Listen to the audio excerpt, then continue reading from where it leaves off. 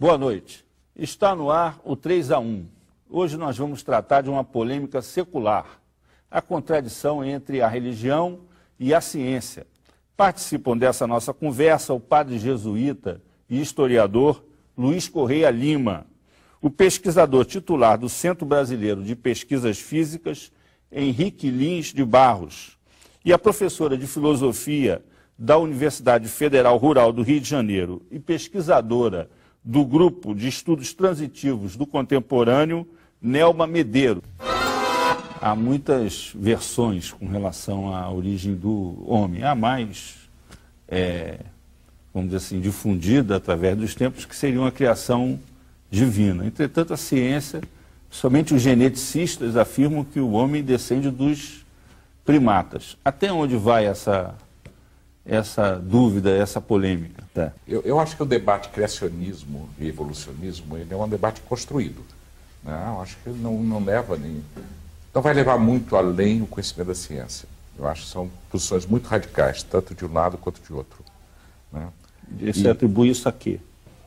Eu acho que até interesses de construção de ego, né? O cientista quer aparecer mais do que o outro. Questões fundamentais da existência humana, que é essa angústia que a gente possui e todos possuem. Por exemplo, a questão religiosa, e o Luiz vai falar sobre isso com certeza, leva a guerras. A questão científica leva a debates. Né? Porque, mas leva também à destruição em massa, né? Não, isso é outra parte. Das guerras, né? Isso é a parte de superfície da ciência. A ciência é muito hábil em destruir. Né? Mas o que eu quero dizer é que não é tão arraigado no cientista, ou se é também, não leva a muita coisa, essa questão da ciência. Tem aparecido esse debate dos Estados Unidos, principalmente, e a gente está importando isso para cá. Eu acho que é questão artificial.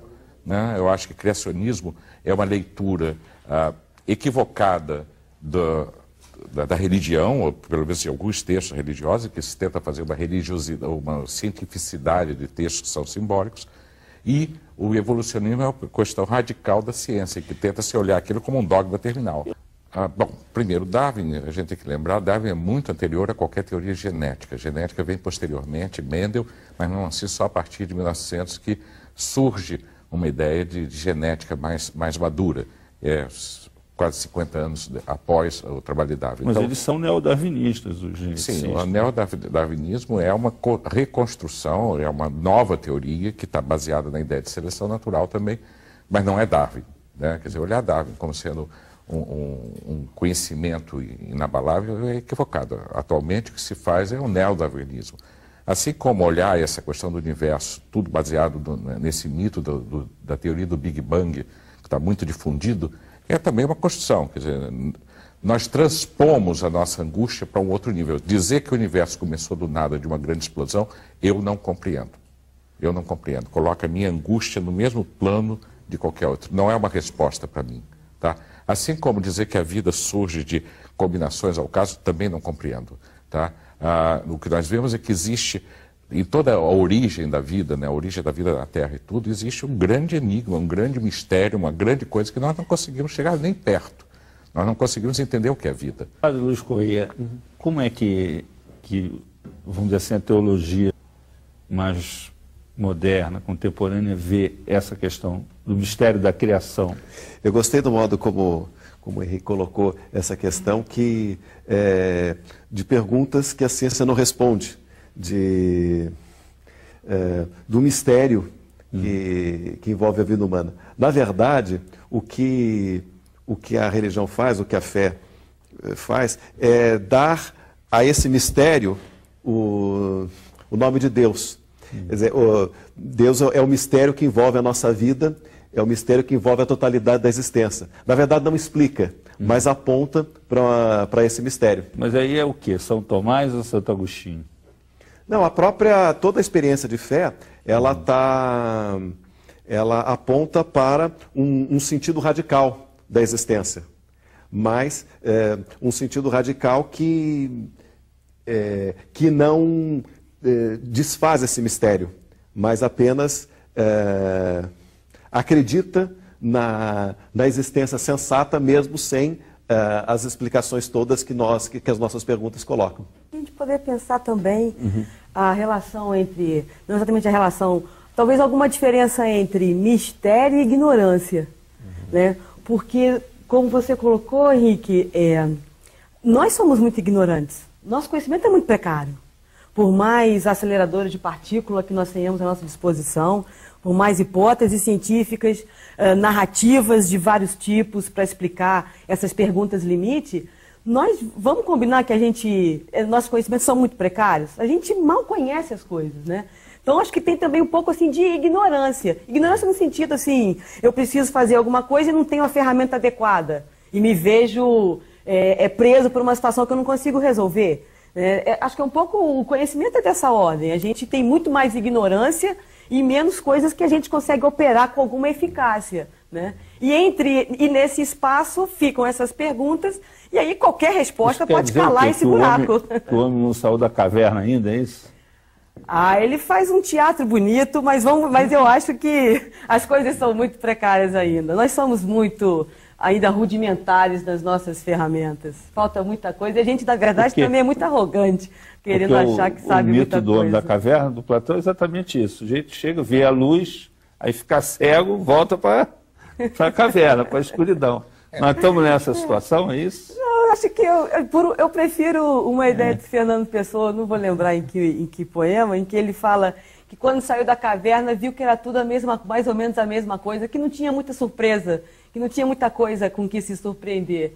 Não há um conhecimento maravilhoso que está escondido em algum lugar. Acho que há conquistas cotidianas, pequenos conhecimentos que podem desvendar situações e equacionar situações, que por sua vez, justamente quando são equacionadas, criam outros problemas, outros questionamentos. Padre, como é que você vê essa questão? Pois é, eu queria voltar ao que foi falado no início desse conflito entre criação e evolução. Isso foi um problema muito sério na história do cristianismo, porque justamente no passado, da Idade Média, começo da Idade Moderna, havia uma hierarquia entre os saberes, as ciências da natureza, da observação, os saberes racionais, as matemáticas, as ciências morais, a filosofia, que tinha um nível mais alto de abstração, e acima de todas, a rainha da ciência, a teologia. Então, quer dizer, as ciências de cima é que diziam o que não podia ser afirmado nas ciências de baixo. Então, no século XVII se viveu um forte conflito ao se afirmar que a Terra se movia. Porque a leitura que se faz no Salmo 93, por exemplo, que a Terra está firme e inabalável, significa que a Terra não se move. E, de repente, alguns estudiosos começaram a dizer que a Terra se move sim. Então, houve um conflito muito forte, que séculos depois obrigou que foi um conflito muito forte e muita gente morreu na fogueira, né, por causa disso. Né? Pois é, Galileu foi condenado a... Assim, só para relembrar as coisas. Foi a prisão domiciliar perpétua. E o Jordano Bruno foi para a fogueira. Esse foi para a fogueira. Esse sim.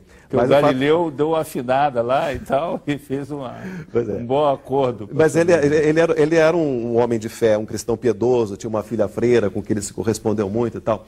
Mas o fato é o seguinte, é que o resultado desse conflito foi uma progressiva emancipação das ciências em relação à teologia e à filosofia também. E hoje o que nós temos? Vamos dizer, uma corrente criacionista que tem uma leitura literal dos textos bíblicos, então não aceita a evolução, e os que aceitam a evolução e não creem, e os que aceitam a evolução e fazem uma outra leitura da Bíblia, não literal. Isso é possível. Como tratar essa questão? Quer dizer, como ter abertura para lidar com a contestação permanente que a ciência faz com relação a dogmas religiosos? Pois é. Em alguns estados americanos, ainda hoje, é proibido se ensinar a teoria da evolução nas escolas públicas. Então, quer dizer, isso ainda é uma questão que subsiste na modernidade por conta desse resquício que nós podemos chamar fundamentalista. A solução é justamente afirmar a autonomia da ciência. Quer dizer, quem decide se a Terra se move ou não se move, se o mundo foi criado em 6 dias ou foi criado em milhões de anos, se o homem surgiu do pó da Terra ou surgiu dos primatas, se a mulher surgiu da costela do homem, ou surgiu também dos primatas da evolução, quem decide isso não é a religião, e é a ciência. Mas para a Igreja Católica, isso foi uma coisa que custou séculos para se chegar. E apenas no Concílio Vaticano II, isto é, nos anos 60, é que a Igreja Católica reconheceu a autonomia da ciência. Mas isso ainda não é reconhecido por muitos segmentos cristãos, e ainda mesmo dentro da própria igreja, alguns segmentos têm dificuldade com essa autonomia da ciência. Por exemplo, a questão de uns anos atrás, houve um cardeal que afirmou, do Pontifício Conselho da Família, que a membrana da camisinha era permeável ao vírus da AIDS, em 15 a 20% dos casos, fora os casos de rompimento. Isso deu uma polêmica enorme, inclusive entrei nessa polêmica, dizendo que o que ele tinha dito era uma bobagem, e é uma bobagem mesmo, porque isso é não aceitar a autonomia da ciência, que foi afirmada pelo Concílio. Mas é uma coisa que ainda para a cristandade, para os segmentos religiosos, para a civilização, é algo complexo para ser digerido, e ainda está sendo. Não. O cientista não acredita em Deus? Sim, não, talvez, se quiser. Né? Não existe de vez em quando, né? Quando a situação aperta, a gente apela. Quando a situação está mais confortável, a gente esquece um pouco. Eu acho que são dois discursos diferentes. Eu vou dar um exemplo. Seria mais ou menos pensar que existia uma pedra no meio do caminho quando Carlos Drummond de Andrade andava. Né? E há uma pedra no meio do caminho. Não havia caminho nem pedra. A linguagem de Drummond é uma linguagem poética que coloca uma questão que angustia todos nós. Né? Quer dizer, ler o discurso bíblico ou o discurso religioso com a visão estrita da ciência leva a contradições. Outro exemplo é no século XVII, quando o arcebispo Usher, na Inglaterra, né, ele faz uma leitura muito detalhada dos genes você vai me corrigir, porque eu não tenho essa cultura, mas ele faz uma leitura detalhada para saber quando surge Adão, né?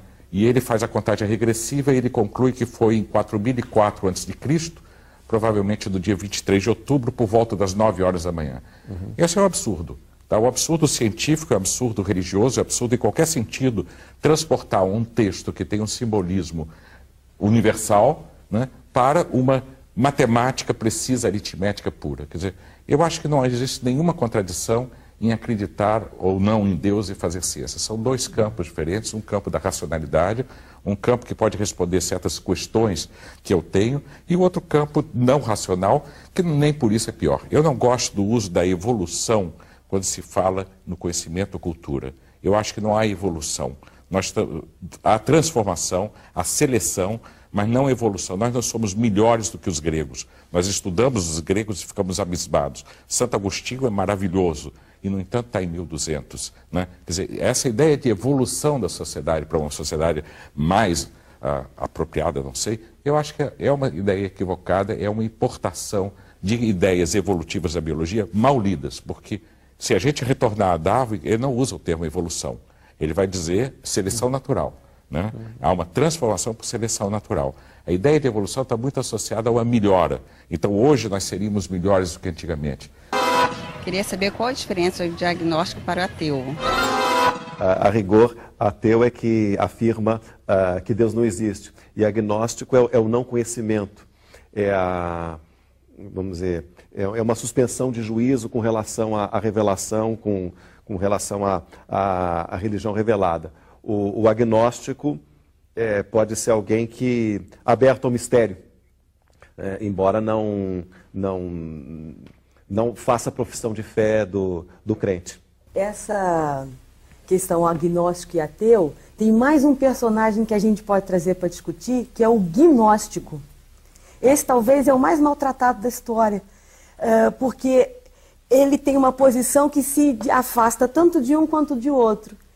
Ele não tem maiores pretensões de negação absoluta acerca de um conhecimento limite.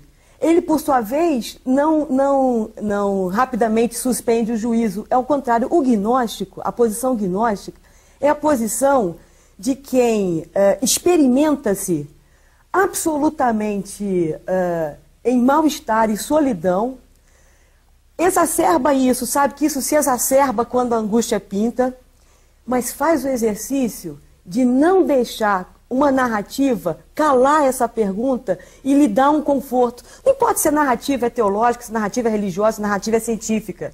Ele simplesmente mantém essa exasperação e um conhecimento de que ele há. Onde é que você se encaixa aí nesse ser agnóstica até o gnóstica? Eu acho que podemos estar vivendo um momento de gnosticismo. Você fala, podemos estar vivendo um momento de gnosticismo o quê? A sociedade, a ciência... Eu nem sei se com essas grandes narrativas. Assim, essas discussões que a gente está tendo aqui, muito bonitas, criacionismo, evolucionismo, eu me pergunto, o que ela tem a ver com o camarada que acorda todo dia e tem que resolver uma série de questões da sua vida? Ele que quando a coisa aperta, ele sente a dor que ninguém vai ter uma resposta para resolver aquilo.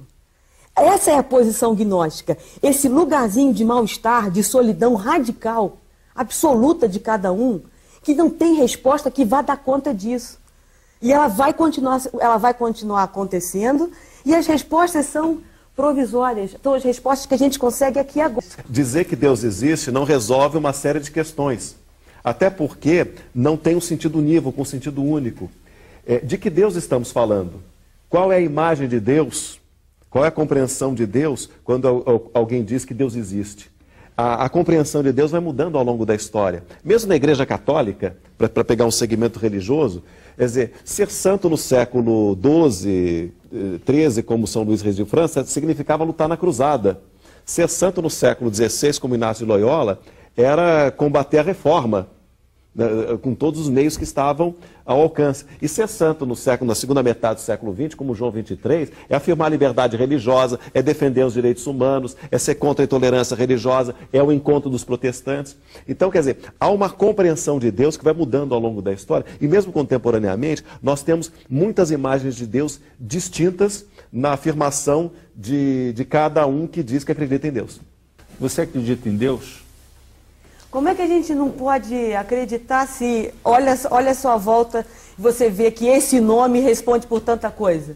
Como é que você não pode dar crédito à eficácia de uma certa organização?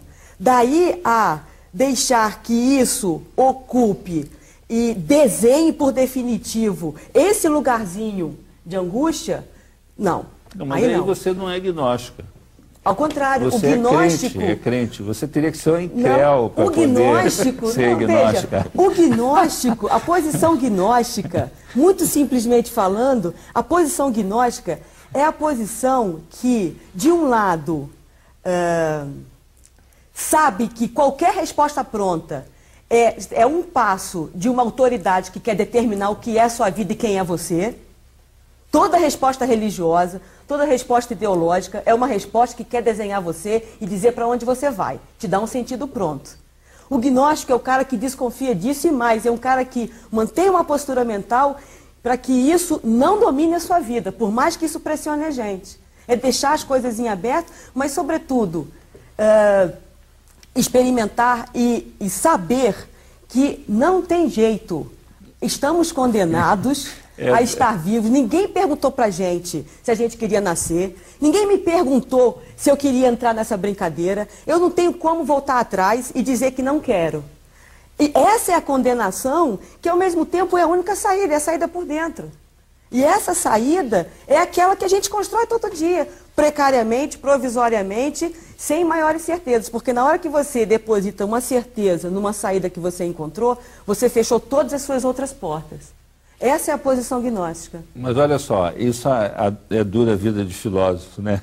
É dura, eu fiquei mais ignorante.